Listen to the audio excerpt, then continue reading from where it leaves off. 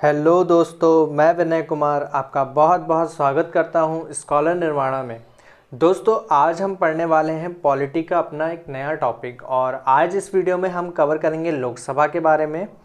लोकसभा का जो टॉपिक है वो बहुत ही इंटरेस्टिंग होने वाला है आपके लिए, क्योंकि मैं आपको पहले ही बता देता हूँ वीडियो शुरू करने से पहले कि इस टॉपिक में आपको मैं बहुत कुछ पढ़ाने वाला हूँ जो आपने इससे पहले नहीं पढ़ा होगा।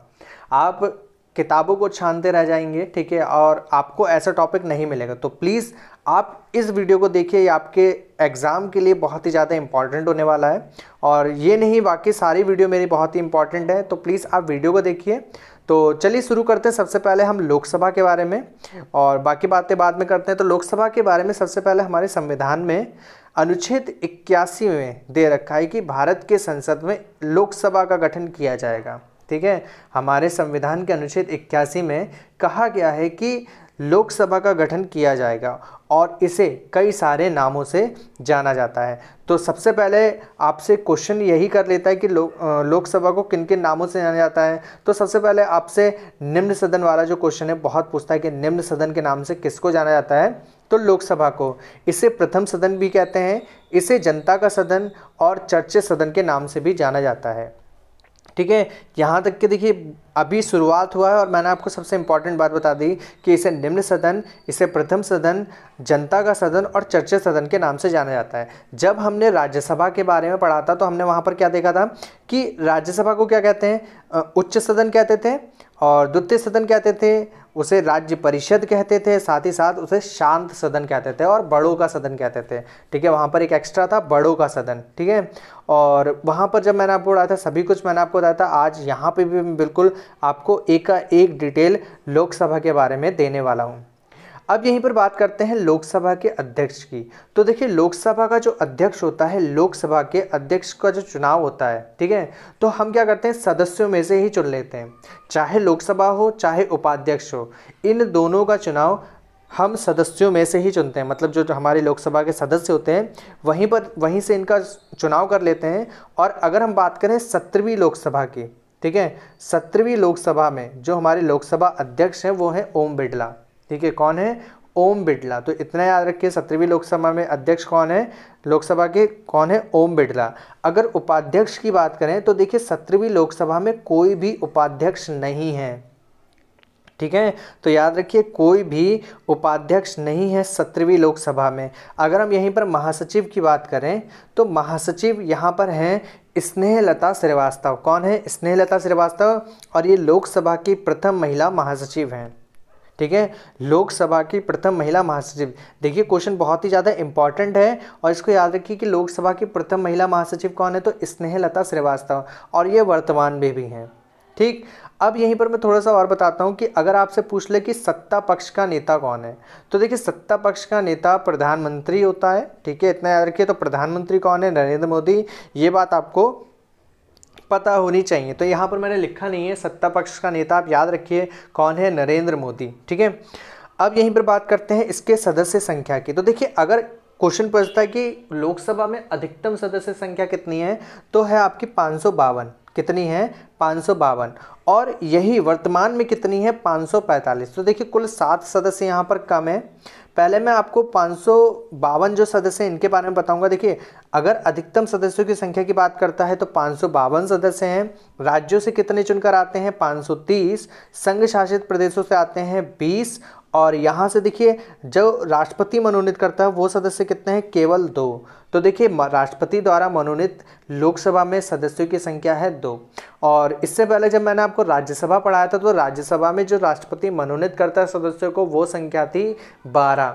और अब राज्यसभा के 12 और लोकसभा के 2 कितने हो गए, 14। तो देखिए यहाँ से 3 प्रकार के क्वेश्चन पूछता है। सबसे पहला क्वेश्चन ये पूछता है कि राष्ट्रपति राज्यसभा में कितने सदस्यों को मनोनीत कर सकता है, तो वो सदस्य मैंने आपको बताए थे 12। ठीक है, और यहाँ से आज आपके लिए क्वेश्चन तैयार हुआ कि राष्ट्रपति लोकसभा में कितने सदस्यों को मनोनीत करता है, तो इसका यहाँ पर आंसर हो गया 2। अगर यहाँ पर क्वेश्चन पूछ ले कि राष्ट्रपति के द्वारा संसद में, ठीक है, तो ध्यान रखिए संसद कह रहा हूं मैं, ठीक है, तो राष्ट्रपति के द्वारा संसद में कुल कितने सदस्यों का मनोनयन होता है, तो कितने सदस्यों का होता है, कुल 14। ठीक है, 2 लोकसभा के और 12 राज्यसभा के। ठीक है, इसको याद रखिएगा। तो ये थे राष्ट्रपति के द्वारा मनोनीत किए गए सदस्यों की बात। अब देखते हैं वर्तमान में जो सदस्य संख्या है वो 545 है और 7 सदस्य हमारे कहाँ के कम हो गए। तो देखिए अगर राज्यों की बात करें तो देखिए राज्यों के 530 हमारे अधिकतम में भी हैं और वर्तमान में भी 530 सदस्य पूरे हैं। अगर हम बात करें 20 सदस्यों की जो हमारे संघ शासित प्रदेश के होने चाहिए थे, वो यहाँ पर हो गए 13। कितने हो गए? 13, यानी कि हमारे 7 सदस्य यहाँ पर कम हो गए। और यही वो सदस्य हैं जो 552 में से कम हो गए और रह कितने गए? 545। यहीं पर अगर बात करें तो आंग्ल भारतीय जो सदस्य हैं वो हमारे 2 के 2 पूरे हैं, जिनको राष्ट्रपति मनोनीत करता है अनुच्छेद 331 के तहत। ठीक है, इसको भी याद रखिए, 331 के तहत राष्ट्रपति इसको मनोनीत करता है। आगे देखिए राज्यों के प्रतिनिधित्व की अगर हम बात करें, ठीक है, तो राज्यों का प्रतिनिधित्व कैसा है? सबसे पहले प्रत्यक्ष रूप से जनता के द्वारा यहाँ पर जो सदस्य चुने जाते हैं वो जनता के द्वारा चुनकर आते हैं। तो कैसे आते हैं? प्रत्यक्ष रूप से जनता के द्वारा ये सदस्य चुने जाते हैं। भारत के प्रत्येक व्यक्ति को जिसकी उम्र 18 वर्ष हो चुकी है वह मतदान कर सकता है। ठीक है, तो क्या कर सकता है? मतदान कर सकता है, अर्थात हम क्या कह सकते हैं, इसको अयोग्य नहीं कह सकते। यानी कि अगर 18 वर्ष पूरी हो चुकी तो आपको वोटिंग का अधिकार है। ठीक है, एक संविधान संशोधन आया, 61वां संविधान संशोधन आया है, ये देखिए 1988 में आया है। और इस वर्ष में क्या किया गया था? आयु को 21 वर्ष से घटाकर 18 वर्ष कर दिया गया था। मैंने जब प्रधानमंत्री वाला वीडियो बना के आपको अपलोड करके दिया था तो वहाँ पर मैंने आपको ये लाइन बताई थी कि 61वां संविधान संशोधन किसने किया। तो क्या आप मुझे बता सकते हैं कि 61वां संविधान संशोधन किस प्रधानमंत्री के समय पे किया गया था? ठीक है, आपको हिंट में देना चाहूँगा, उस वक्त जवाहर नवोदय विद्यालय की स्थापना की गई थी। ठीक है, तो आप मुझे कमेंट करके बताइएगा। और भारत के सबसे युवा प्रधानमंत्री भी हैं, ये भी मैं हिंट दे रहा हूँ आपको। भारत के सबसे युवा प्रधानमंत्री भी रह चुके हैं वो, याद रखिए। और उन्हीं की सरकार के समय में वो जब वो प्रधानमंत्री पद पर थे तब 61वां संविधान संशोधन किया गया और 1988 में, ठीक है, समय दे रखा है, 1988 में आयु को, वोट देने की आयु को 21 वर्ष से घटाकर कितना कर दिया गया था? 18 वर्ष कर दिया गया। 21 वर्ष से घटाकर 18 वर्ष कर दिया गया। इस चीज़ को आपको बिठाना है दिमाग में कि 1988 में 61वां संविधान संशोधन के तहत आयु को 21 वर्ष से घटाकर 18 वर्ष कर दिया गया। ठीक है, आप प्रधानमंत्री का नाम कमेंट में बताइएगा। ठीक है, आगे है संघ राज्य क्षेत्रों का प्रतिनिधित्व। तो देखिए संघ राज्य क्षेत्रों के अगर प्रतिनिधित्व की बात करें तो देखिए क्या कहा गया कि संघ राज्य क्षेत्र 1965 में बनाया गया। ठीक है, और यूटी को यह अधिकार दिया गया कि जैसे संघ राज्य क्षेत्र भी अब लोकसभा में अपना प्रतिनिधित्व करेंगे। इसमें कहा गया कि संघ राज्य क्षेत्र से भी प्रत्यक्ष निर्वाचन द्वारा सदस्यों को चुना जाएगा। जैसे कि आप देखते हैं दिल्ली और पौंडीचेरी, तो दिल्ली और पौंडीचेरी से भी जो हमारे लोकसभा के सांसद हैं वो चुनकर आते हैं। तो आपको मैं बता दूं कि दिल्ली से जो लोकसभा के सदस्य चुनकर आते हैं वो आते हैं 7। ठीक है, दिल्ली से कितने आते हैं? 7 आते हैं दिल्ली से चुनकर, और 1 सदस्य आता है आपका पौंडीचेरी से। ठीक है, दिल्ली से 7 आता है और 1 सदस्य आता है आपका पौंडीचेरी से। और इसके बाद आप देख सकते हैं जो भी राज्य बसते हैं, जैसे हमारे 7 का यूनियन टेरिटरी हैं, तो अभी तो चेंज हो गया जम्मू कश्मीर की वजह से। तो देखिए 7 कहाँ से आते हैं? आपके सीधे सीधे दिल्ली से आते हैं। और जो शेष बसते हैं जैसे पौंडीचेरी हो गया, ठीक है, उसके बाद दमन और दीव है, जितने भी बसते हैं वहाँ से कितने आते हैं? 1-1-1। इस प्रकार से कितने हो जाते हैं? कुल 13 सदस्य हो जाते हैं। इसको याद रखिए। और इम्पॉर्टेंट चीज़ थी जो मैंने आपको बता दी।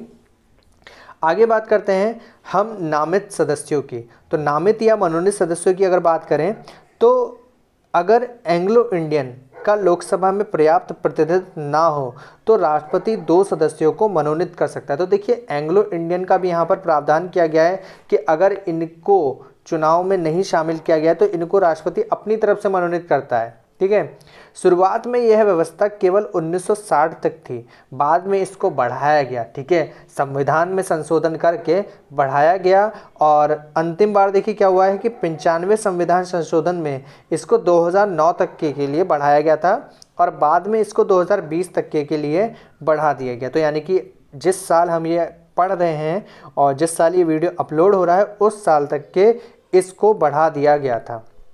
ठीक है, अब आगे इस पे फिर से संविधान संशोधन होगा, शायद बढ़ाएं या ना बढ़ाएं। ठीक है, इस चीज़ को हम देखेंगे। फिलहाल इसको याद रखिए कि 95 संविधान संशोधन के तहत इसको 2009 तक के बढ़ाया गया और बाद में 2020 तक के लिए इसको बढ़ा दिया गया।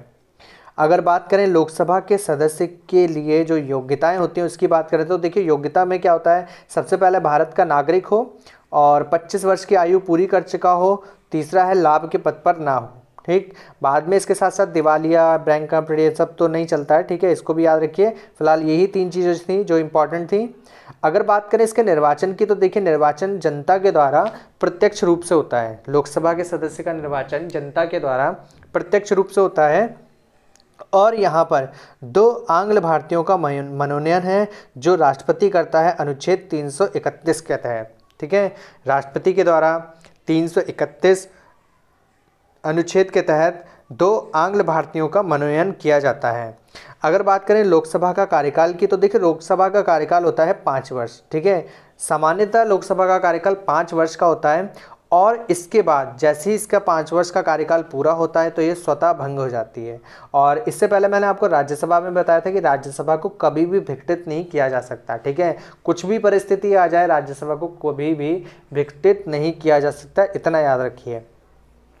अगर हम बात करें मंत्रिपरिषद की तो मंत्रिपरिषद की सलाह पर राष्ट्रपति इसको भंग कर सकता है। मतलब अगर मंत्रिपरिषद सलाह दे तो क्या होता है, राष्ट्रपति इसको भंग कर सकता है। और एक कंडीशन मैंने आपको बताई थी प्रधानमंत्री और मंत्रिपरिषद में, मैंने बताया था कि अगर मान लीजिए कोई मतलब हमारा कैबिनेट का मंत्री है और सरकार का मंत्री है। ठीक है, कैबिनेट का मंत्री या सरकार का मंत्री, अगर कोई प्रस्ताव पेश किया जाता है सरकार के द्वारा और वही मंत्री उस प्रस्ताव के खिलाफ हो जाए, ठीक है, और उसके ही विरोध में बोलने लगे तो पूरी लोकसभा को इस्तीफा देना पड़ता है, पूरी मंत्रिपरिषद को इस्तीफा देना पड़ता है और सरकार गिर जाती है। तो इतना याद रखिए, ये बात मैंने आपको मंत्रिपरिषद वाले चैप्टर में बताया था।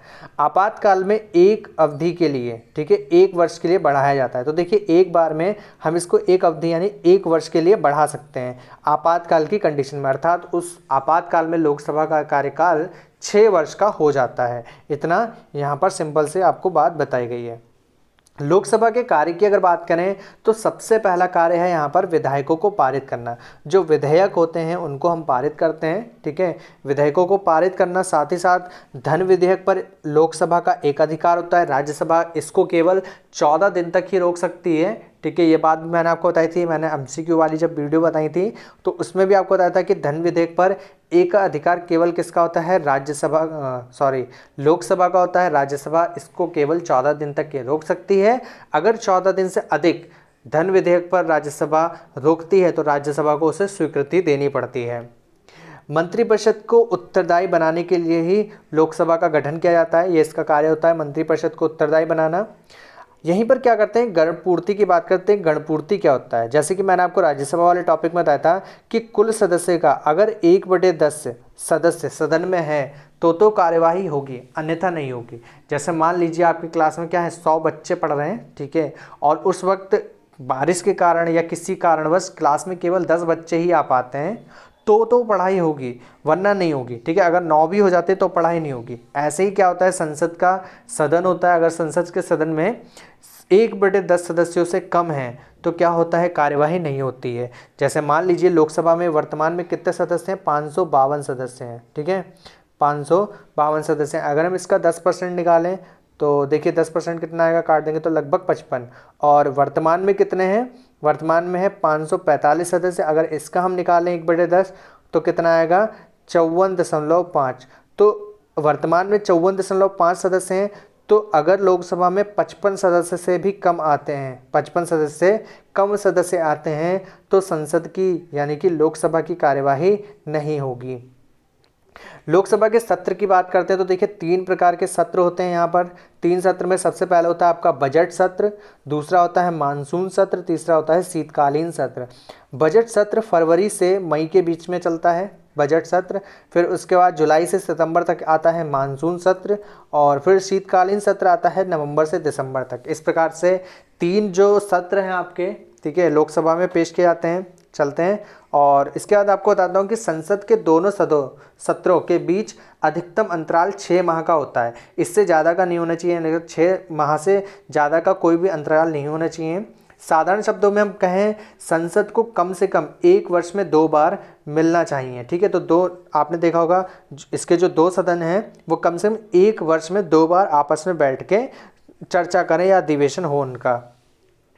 यहीं पर अगर हम बताएं कि सामान्यतः वर्ष में 3 सत्र होते हैं, जैसे कि आपको मैंने बताया सामान्यतः वर्ष में कौन कौन से सत्र होते हैं। एक होता है आपका बजट सत्र, दूसरा मानसून सत्र, तीसरा कौन सा था, शीतकालीन सत्र था। और एक सत्र के अस्त्रावसन तथा दूसरे सत्र के प्रारंभ होने के बीच का समय अवकाश कहलाता है। मान लीजिए एक जो हमारा सत्र प्रारंभ हुआ, मतलब ख़त्म हुआ, मान लीजिए हमारा सत्र चला, ये ख़त्म हो गया, ठीक है, इसके बाद थोड़ा सा गैप मिलेगा और गैप के बाद क्या होगा, फिर दूसरा सत्र शुरू होगा। ये जो गैप होता है इसको हम बोलते हैं अवकाश। ठीक है, इसको याद रखिए, जो गैप होता है 2 सत्रों के बीच का गैप होता है इसको अवकाश कहा जाता है। अवकाश सिंपल सी बात छुट्टी को कहते हैं। ठीक है, इसको याद रखिए। तो ये क्या होता है, छुट्टी का समय होता है।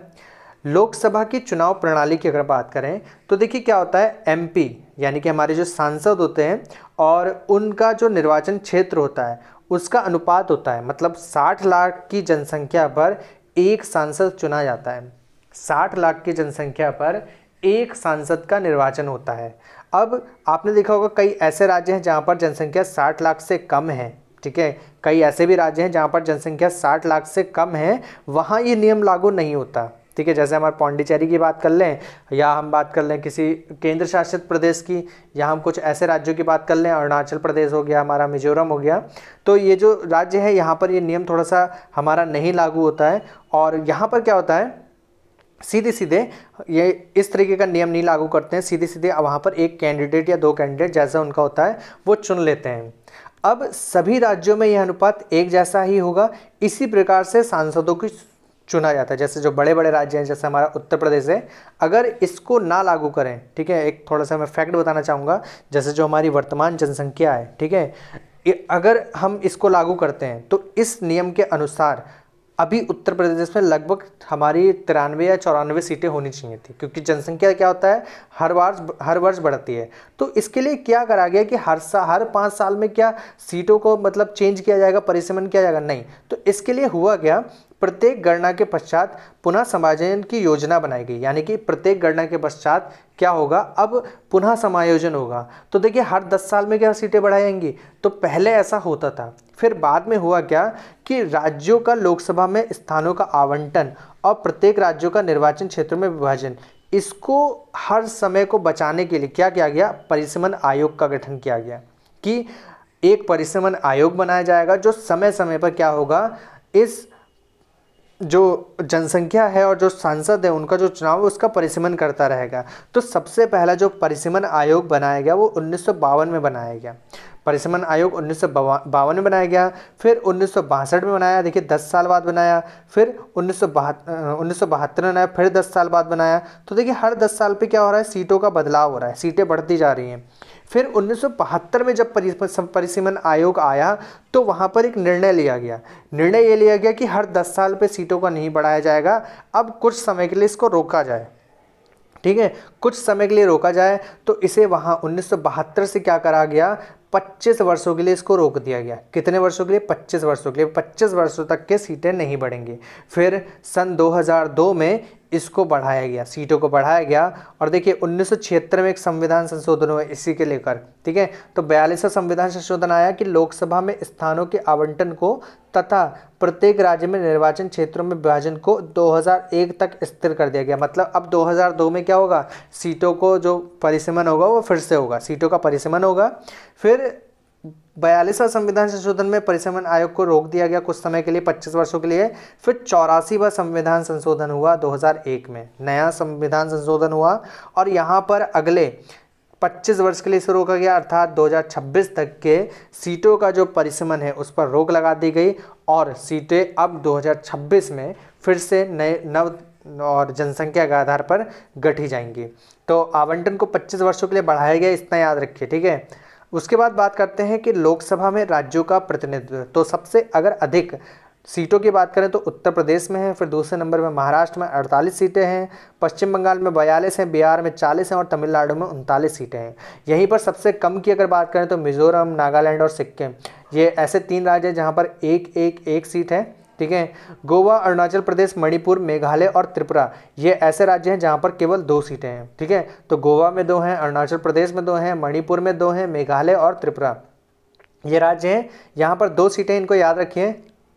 आगे देखते हैं, जैसे लिखा है कि भारत में क्षेत्रफल की दृष्टि से सबसे बड़ा संसदीय निर्वाचन क्षेत्र आपका लद्दाख है। ठीक है, तो सबसे बड़ा जो संसदीय निर्वाचन क्षेत्र है वो लद्दाख है।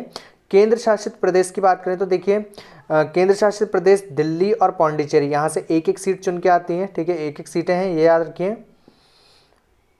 अनुच्छेद 330, यहाँ पर एससी और एसटी की सीटों का प्रावधान है। ठीक है, तो 330 में हर राज्य में, मतलब जो हमारा राज्य है उसमें एससी और एससी एसटी की सीटों का प्रावधान किया गया है।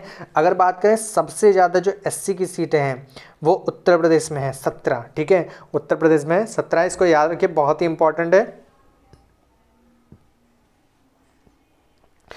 जमानत राशि की अगर बात करें तो देखिए, जमानत राशि कितनी है, 1/6 वोट से कम पर जमानत जब्त हो जाती है। अगर किसी भी, मतलब जो हमारा सदस्य है उसने वोटिंग के लिए अप्लाई, चुनाव लड़ने के लिए अप्लाई करा है, अगर उसको 1/6 वोट से कम प्राप्त होता है तो उसकी जमानत राशि जब्त हो जाएगी। ऐसे समझ सकते हैं, मान लीजिए कि कुल वोट 600 हैं और 600 में से अगर उसको 1/6 यानी कि काट के देखेंगे तो कितना आ गया, 100 आ गया। और अगर उसको 100 वोट भी नहीं मिल पाता है, ठीक है, 600 में से 100 वोट भी नहीं मिल पाता है, तो उसके द्वारा जो जमानत राशि जमा की गई होगी वो जब्त हो जाएगी। यहीं पर जमानत राशि देखिए क्या होता है, जनरल वर्ग के लिए ये जमानत राशि 25,000 रुपये है, जबकि आरक्षित वर्ग के लिए कितनी है, 12,500। ठीक है, जनरल वर्ग के लिए कितनी है, 25,000 रुपये, जबकि आरक्षित वर्ग के लिए कितनी है, 12,500। 2009 से पहले यह जनरल वर्ग के लिए 10,000 थी, जबकि आरक्षित वर्ग के लिए कितनी थी, SC ST के लिए कितनी थी, 5,000 रुपये थी। तो ये यहाँ पर सिंपल सा दिया रखा है। आगे देखिए, लोकसभा के विघटन के बारे में बात करते हैं। लोकसभा का विघटन कैसे होता है, 5 वर्ष की समाप्ति पर, ठीक है, और राष्ट्रपति द्वारा इसको भंग किए जाने पर इसका विघटन हो जाता है। आगे देखते हैं कुछ और बातों की। ठीक है, अब थोड़ा सा बात करते हैं लोकसभा से संबंधित फैक्ट की। तो सबसे पहले आपको बताता हूँ कि लोकसभा का अभिरक्षक कौन होता है, तो लोकसभा अध्यक्ष। लोकसभा का अभिरक्षक किसको कहा जाता है, लोकसभा अध्यक्ष।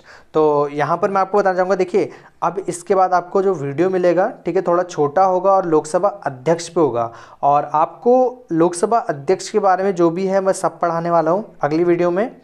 और ये वीडियो प्लीज़ इस वीडियो पर लाइक कीजिए, क्योंकि देखिए बड़ी मेहनत से लिखना पड़ता है और मतलब बहुत ढूंढ के लिखना पड़ता है, तो इसको याद करने के लिए थोड़ा मेहनत लगता है। तो इसके वीडियो को लाइक कर दीजिए प्लीज़, और कमेंट करिए, चैनल को सब्सक्राइब कर लीजिए। अच्छा लगता है चैनल जब सब्सक्राइबर बढ़ते हैं।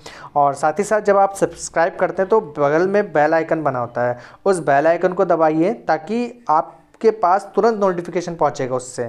ठीक है, मेरा कोई फ़ायदा नहीं, आपका फ़ायदा होगा कि जब भी मैं कोई वीडियो अपलोड करूंगा उसका नोटिफिकेशन आपके पास पहुंचेगा और आप तुरंत उस जो भी मैं इन्फॉर्मेशन आपको वीडियो के द्वारा देता हूं वो आपको सही टाइम पे मिल जाएगी।